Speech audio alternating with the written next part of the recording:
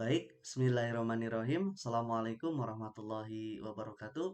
Berjumpa kembali di acara Bincang Biologi, belajar bersama guru kreatif, belajar seputar pembahasan materi dan soal-soal biologi. Teman-teman masih di acara sukses UTBK ataupun SBMPTN, termasuk ujian mandiri. Insyaallah pada kesempatan kali ini teman-teman saya melanjutkan pokok bahasan mengenai biologi sel di pertemuan yang ketiga. Jadi kita sudah membuat dua pertemuan sebelumnya. Yang kita bahas adalah pokok bahasan biologi sel yang sering keluar di UTBK ataupun SBMPTN, teman-teman. Nanti bisa dipelajari sama teman-teman. Silahkan bisa berkunjung di channel YouTube kami, gitu ya. Di sana sudah banyak soal-soal yang telah kami bahas untuk persiapan UTBK ataupun SBMPTN, teman-teman ya. Baik, di video kali ini saya sudah menyediakan sekitar 8 soal untuk kita bincangkan mengenai soal yang sering keluar pada biologi sel, pokok bahasan biologi sel di soal-soal UTBK ataupun SBMPTN, teman-teman.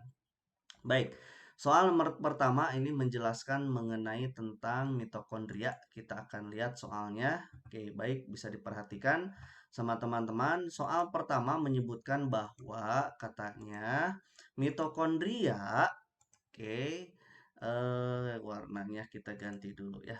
Nah, mitokondria katanya yang terdapat di dalam sitoplasma sel, nah, selnya sel eukariotik katanya memiliki titik-titik gitu ya, terdapat di dalam sitoplasma. Berarti ini berkenaan dengan fungsi dari mitokondria beserta struktur, mungkin kita akan bahas gitu ya.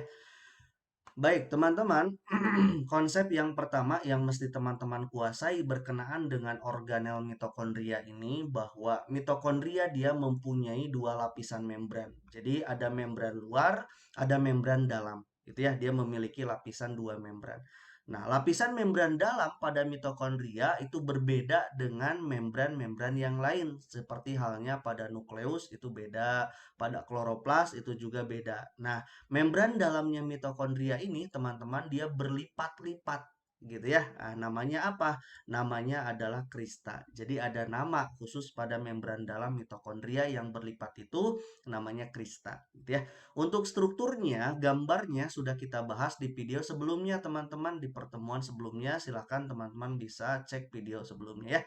Oke, yang kedua, di dalam mitokondria terdapat ruangan gitu ya yang berisi cairan gitu. Nah, ruangan pada mitokondria ini teman-teman disebut sebagai matriks gitu ya. Makanya ada istilahnya matriks mitokondria gitu ya. Tempat beberapa mineral nanti dapat ditemukan tuh di situ. Jadi ruangan setelah lapisan luar, lapisan dalam lalu di tengahnya gitu ya. Nah, itu dia memiliki ruangan-ruangan namanya matriks gitu ya. Nah, sel yang mempunyai banyak mitokondria dikarenakan mitokondria itu fungsinya dia lebih ke respirasi sel di mana ATP dihasilkan di situ. Nah, organ dalam tubuh kita gitu ya yang paling banyak mitokondria itu yang pertama dapat dijumpai di jantung itu banyak sekali gitu ya. Terus ada di hati juga di otot. Nah, tiga organ ini dia memiliki mitokondria terbanyak dibandingkan organ-organ yang lain gitu ya. Jadi organ yang lain juga banyak, hanya yang paling banyak itu di ketiga organ ini, teman-teman. Ya, berkenaan dengan apa? Berkenaan dengan fungsi penting dari jantung, fungsi penting dari hati, juga dari otot, gitu ya. Oke, baik. Nah, ada konsep tambahan buat teman-teman, takutnya soal yang keluar ternyata konsep yang ini nih, yang kedua, mohon diperhatikan nih tambahan konsepnya, gitu ya. Nah, terdapat hipotesis teman-teman bahwa mitokondria merupakan organel evolusi. Jadi yang sering dibicarakan itu selain mitokondria itu yang dibicarakan di dalam evolusi itu ada satu organel lagi namanya kloroplas. Ya, ingat-ingat teman-teman. Nah, ada teori, ada hipotesis di dalam evolusi gitu ya dari sel proteobakteria gitu ya di mana sel-sel itu termasuk ke dalam sel prokariota, teman-teman, yang berendosimbiosis menjadi sel-sel eukariota. Jadi kalau ada pertanyaan bagaimana proses perubahan sel prokariotik menjadi sel eukariotik gitu ya. Nah, salah satu evolusi yang dibicarakan itu adalah berkenaan dengan mitokondria gitu ya, juga kloroplas. Nah, kalau kita fokuskan pada mitokondria saja, maka hipotesis ini bagaimana perubahan prokariota menjadi eukariota gitu ya. Sel eukariotik atau dari sel prokariotik menjadi sel eukariotik itu ada beberapa hipotesis yang mendukung gitu ya bahwa fakta-fakta mengenai mitokondria ini. Nah, salah satunya adalah adanya DNA di dalam mitokondria gitu ya, menunjukkan bahwa mitokondria merupakan entitas gitu ya yang terpisah dari inangnya. Artinya mitokondria dulunya itu dia gitu ya merupakan suatu sel yang berdiri sendiri gitu. Kenapa? Buktinya bahwa mitokondria itu dia memiliki DNA. Ini sebuah hipotesis gitu ya.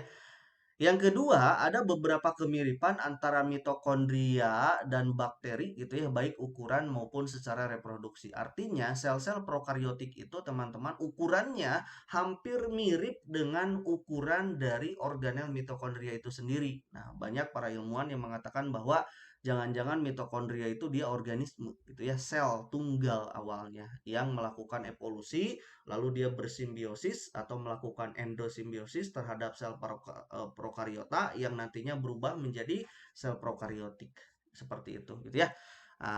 Ya baik ukuran maupun reproduksi dengan membelah diri. Jadi bisa membelah diri gitu ya. Ya, artinya struktur DNA yang berbentuk lingkaran.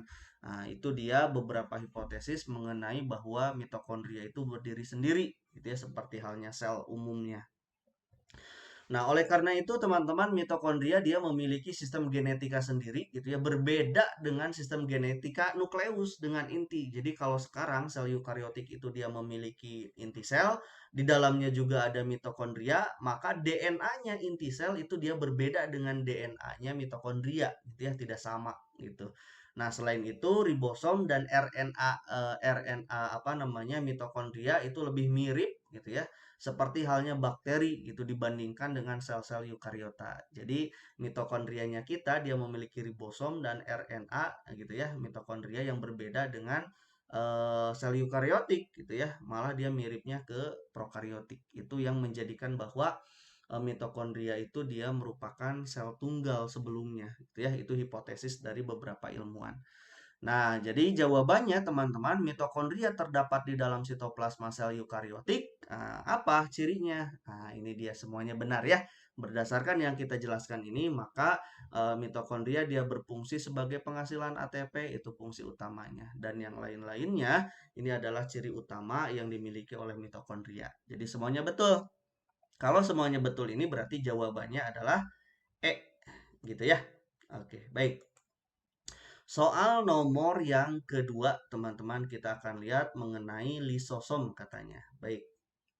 Nah, di soal nomor kedua ini dikatakan bahwa sel fagosit katanya berperan penting dalam memangsa benda asing katanya yang masuk ke dalam tubuh sehingga organel yang paling banyak terdapat di dalam sel ini adalah tentu sel-sel yang berperan di dalam antibodi atau misalkan pertahanan tubuh berarti. Nah, sel yang menghasilkan pertahanan tubuh dia sifatnya salah satunya adalah selnya fagosit. Kenapa? Sebab sel tersebut pasti memiliki salah satu organel yang berperan di dalam proses pencernaan intraseluler. Siapa itu? Kita akan bahas. Gitu ya. Nah, tadi disebutkan bahwa sel fagosit teman-teman dia merupakan salah satunya yang paling banyak sel fagosit itu adalah sel darah putih gitu ya. Sebab itu adalah tentaranya tubuh kita yang berperan di dalam sistem kekebalan tubuh dengan cara fagositosis. Jadi sudah pasti ya. Jadi yang berperan sebagai fagositosis dia berbicara sel darah putih gitu ya. Kenapa? Sebab di dalam sel darah putih berarti ada banyak organel yang berperan di dalam fagosit. Nah, karena fungsinya untuk mencerna zat-zat asing atau misalkan yang berbahaya bagi tubuh kita. Nah, organel yang berperan dalam mencerna intraseluler itu siapa organelnya? Namanya adalah lisosom. Jadi lisosom itu terdapat banyak di sel darah putih. Gitu ya. Seperti itu, teman-teman. Nah, konsep yang kedua bahwa lisosom dia merupakan organel berbentuk kecil gitu ya, dia menyerupai vesikel atau vesikula gitu ya, vesikulanya tapi vesikelnya kecil. yang hanya terdapat di dalam sel hewan tentunya. Nah, di dalam lisosom nanti terdapat enzim penting namanya enzim hidrolitik, teman-teman, yang berperan di dalam proses pencernaan intraseluler. Nah, itu bekal untuk sel darah putih menghancurkan sesuatu yang berbahaya, zat asing, benda asing yang ada di dalam tubuh kita, gitu ya. Nah, selain itu, lisosom juga dia berperan di dalam proses autofagi, gitu ya, proses pemakanan, gitu, endosintosis, proses pemasukan, fagositosis, nanti proses juga apa namanya penghancuran yang terjadi di dalam sel kita, gitu ya. Siapa yang dihancurkan? Tentu benda-benda asing atau yang lainnya yang berbahaya bagi tubuh kita, gitu ya.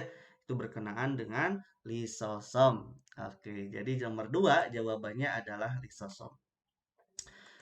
Baik, teman-teman, kita lanjut ke nomor 3 mengenai kloroplas. Ini dia organel kloroplas katanya dibahas di soal yang nomor 3. Nah, organel yang terlibat dalam proses pembentukan ATP udah dijawab tadi udah ya.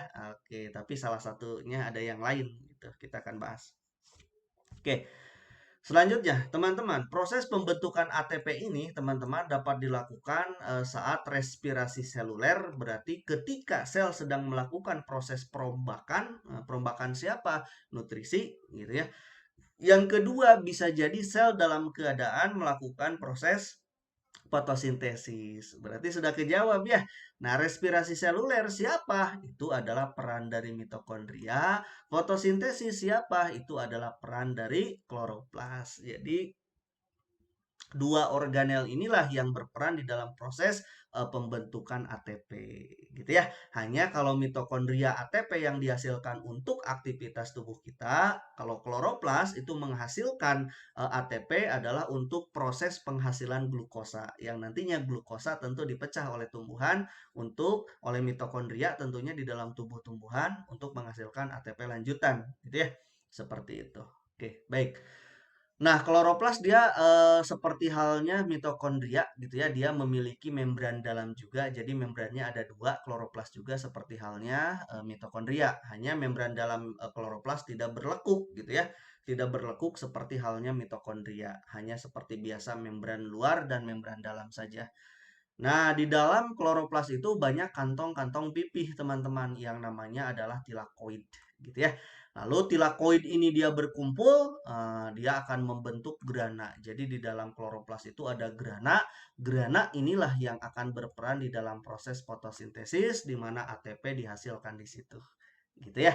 Nah, seperti itu. Nah, tiap-tiap tilakoid dia merupakan ruangan tertutup sebagai tempat pembentukan ATP di dalam dua proses, siklik dan non-siklik. Nah, untuk siklik dan non-siklik nanti pembahasannya saya gunakan pada khusus pembahasan di metabolisme, teman-teman. Ini kita konsepkan dulu, khususkan dulu di biologi sel, gitu ya.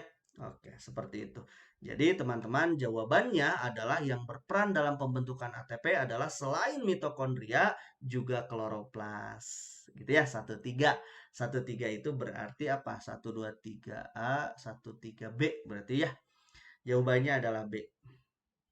Baik, itu adalah soal yang ketiga berarti ya mengenai kloroplas. Dan soal yang keempat mengenai organel sel hewan katanya. Baik. Kita akan lihat di soal nomor 4, teman-teman, organel yang tidak dijumpai di dalam sel hewan. Baik, yang tidak ada di dalam sel hewan ya. Oke, kita ini sudah dibahas sebetulnya ya, soal sebelumnya di video kemarin itu berbicara tentang sel tumbuhan. Nah, ini diminta sel hewan. Oke, nggak apa-apa ya. Kita perlihatkan bagian yang kemarinnya. Nah, ini yang membedakan antara sel hewan dengan sel tumbuhan itu, teman-teman, di mana di sana ada organel yang disebut sebagai lisosom, hanya dimiliki oleh sel hewan. Terus plastida, salah satunya adalah bentuk dari kloroplas, contohnya itu adalah dimiliki oleh sel tumbuhan, dinding sel juga dimiliki oleh tumbuhan, sentrosom dia dimiliki oleh apa namanya sel hewan, gitu ya. Nanti sentrosom itu dia membelah gitu ya menjadi sentriol. Jadi teman-teman ingat-ingat ya, boleh nanti sentrosom di sini untuk pembedanya ataupun sentriol. Sentriol juga dia dimiliki oleh sel hewan ya. Terus bentuknya apa namanya? Dia apa lebih ke mengarah ke terhadap setiap hewan gitu ya. Nah, sebetulnya kalau berbicara bentuk ini kebalik ini ya. Ini harusnya dibalikan ini. Ini dibalikan. Yang bentuknya tetap itu adalah sel tumbuhan, yang tidak tetap itu adalah sel hewan. Kenapa sel tumbuhan dia tetap bentuknya? Dia memiliki dinding sel. Dinding sel itu dia lebih kaku, gitu ya. Nah, kalau sel hewan tidak memiliki dinding sel, akibatnya bentuknya itu dia menyesuaikan dengan gerakan-gerakan dari organisme tersebut, gitu ya. Seperti halnya kulit kita kan empuk gitu ya kalau ditekan gitu. Itu dia menyesuaikan bentuk. Sedangkan pada sel tumbuhan bentuknya tetap sebab ada dinding sel, gitu ya. Ini kebalik teman-teman, dibetulkan ya. Terus vakuola itu di sel hewan itu bisa kita sebutkan tidak memiliki, tapi kalau ada yang menyebutkan sel hewan itu memiliki, itu bentuknya sangat kecil. Nah, namanya vesikel. Nah, vesikelnya itu bisa dalam bentuk lisosom gitu ya, bisa dalam bentuk vesikel yang dihasilkan oleh badan Golgi, bisa. Sedangkan pada sel tumbuhan dia benar-benar memiliki. Kenapa? Sebab dia dominan gitu ya, kloroplas. Vakuola yang ada di tumbuhan itu benar-benar dominan, benar-benar besar gitu ya. Jadi yang tidak ada di sel hewan adalah dinding sel dan plastida gitu ya. Oke, jadi jawaban yang nomor 4 adalah 2 dan 4 atau kita sebut sebagai jawabannya C ya.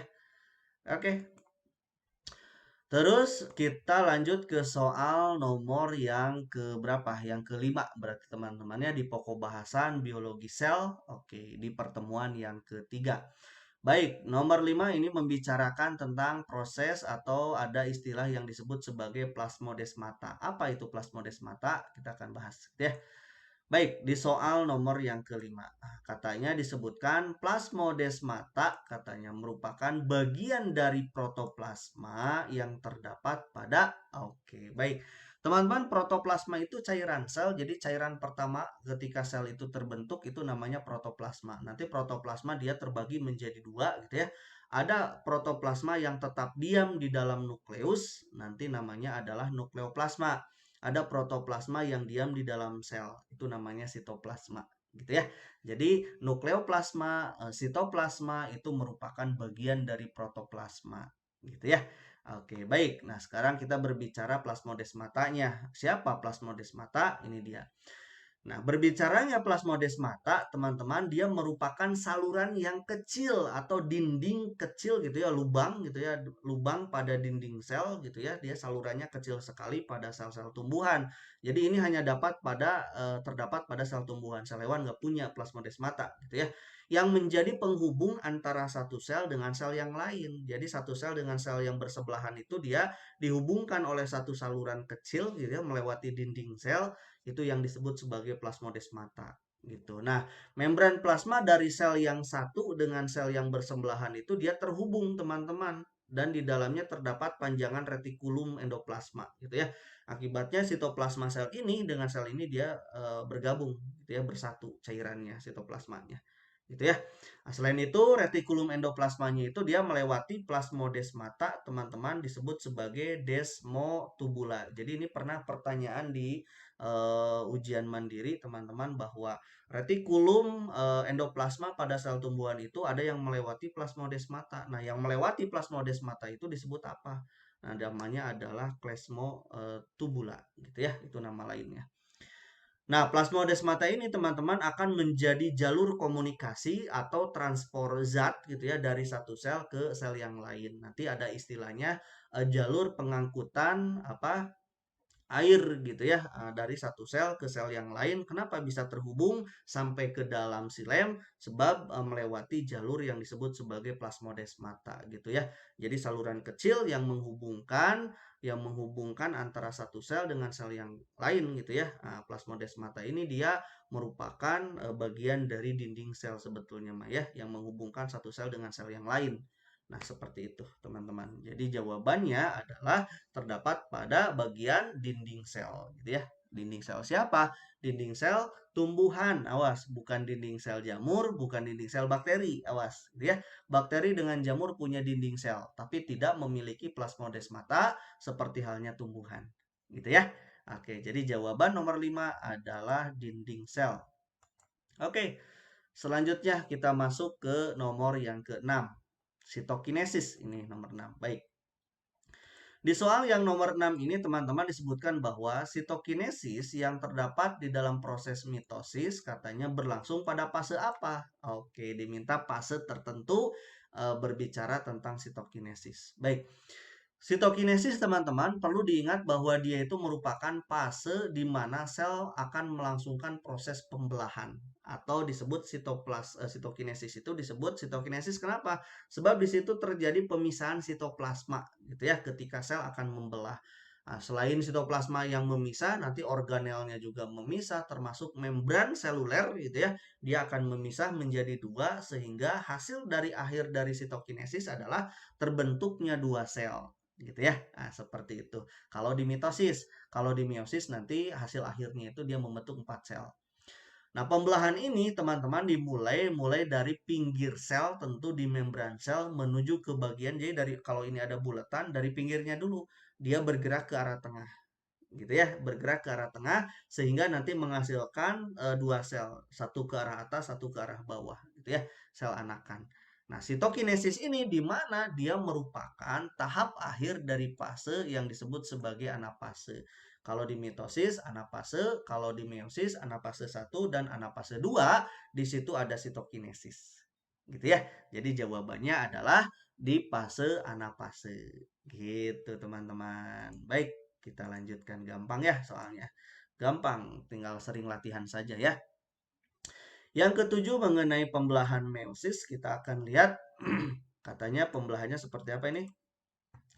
Pada tumbuhan, katanya pembelahan reduksi terjadi pada apa? Oke, pembelahan reduksi itu adalah ketika sel membagi kromosom dari 2N menjadi N. Gitu ya. Tujuannya untuk apa? Tujuannya adalah supaya anak yang dihasilkan itu berbeda dengan induknya. Induknya 2N, anaknya N. Nah, itu dia. Nah, pembelahan apa itu? Kalau 2N menjadi N, berarti pembelahan meiosis. Gitu. Udah ketahuan ini jawabannya ya, pembelahan meiosis sedang dibicarakan. Baik, pembelahan reduksi ini teman-teman dia disebut juga sebagai pembelahan meiosis tuh kan betul ya meiosis karena mengurangi setengah jumlah kromosom induknya. Induknya 2N sedangkan anaknya menjadi N gitu. Nah, berarti kalau sudah diketahui pembelahan meiosis, maka pembelahan meiosis itu pasti terjadi pada saat pembentukan sel gamet. Berarti berbicara sperma dan dan ovum. Kalau berbicara sperma dan ovum berarti itu sedang berbicara alat perkembangbiakan berarti ya. Tujuannya berarti di dalam proses perkembangbiakan. Kalau berbicara reduksi, udah ketahuan jawabannya gitu ya.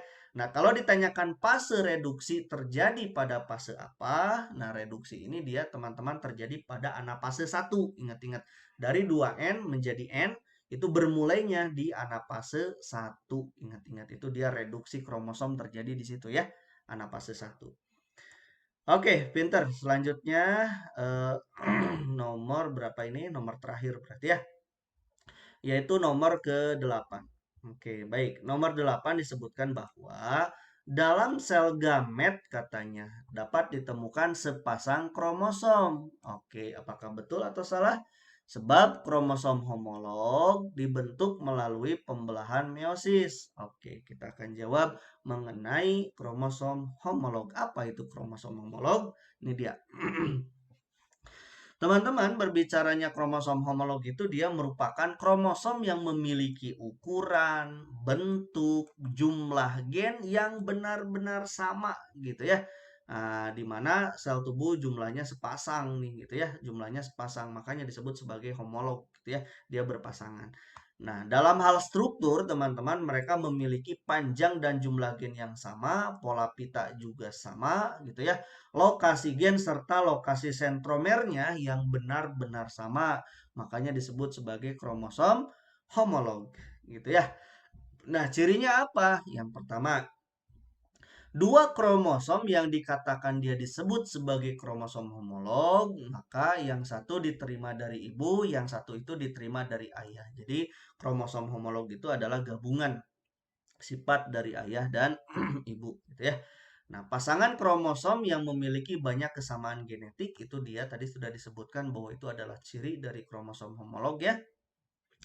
Selanjutnya, kromosom menentukan karakteristik fisik seseorang. Jadi dia menentukan, jadi dua kromosom yang berdekatan itu dia menentukan satu sifat yang sama, gitu ya. Nah, kromosom homolog dia merupakan kromosom yang hadir dia di dalam sel diploid. Jadi awalnya diploid dia, begitu ya, yang nantinya akan direduksi tentu. Oke. Nah, kromosom yang berasal dari mana? Dia berasal dari pembelahan meiosis. Jadi, induknya itu awalnya kan 2N ya, menjadi N yang nantinya akan terjadi reduksi kromosom tadi di anafase gitu ya. Jadi kromosom homolog sudah bertukar gennya, nanti dia akan dipisahkan menjadi dua sel yang berbeda gitu ya. Maksudnya berbeda itu menjadi sel anakan yang sifatnya berbeda dari induknya. Seperti itu ya. Itu konsepnya. Jadi kalau ada pernyataan dalam sel gamet dapat ditemukan sepasang kromosom homolog, dapat ditemukan, tapi dia hadir dalam keadaan awalnya itu dia dalam keadaan diploid, yaitu di profase 1 gitu ya. Nah, ketika pembelahan meiosis. Oke, berarti jawaban yang keduanya juga betul. Kromosom homolog dibentuk melalui pembelahan meiosis, betul. Gitu ya. Sedangkan jadi dua pernyataan ini dua-duanya betul, hanya tidak berhubungan teman-teman. Yang atas pernyataan sendiri, yang bawah pernyataan sendiri. Jadi jawabannya adalah B, betul-betul tapi tidak saling menghubungkan ya. Jawabannya B. Oke, siap. Itu dia jawaban yang terakhir pada soal nomor 8 ini ya. Nah, soal nomor 8 yang terakhir. Baik, itu saja yang bisa disampaikan teman-teman. Nanti mudah-mudahan bermanfaat. Saya ucapkan terima kasih. Silakan teman-teman bisa berkunjung ke channel YouTube kami. Di sana sudah banyak soal-soal yang telah kita bahas untuk seputar persiapan UTBK ataupun SBMPTN ya. Oke, silakan bisa berkunjung. Ini adalah kajian biologi sel pada pertemuan ketiga. Oke, saya ucapkan terima kasih. Semoga bermanfaat. Assalamualaikum warahmatullahi wabarakatuh.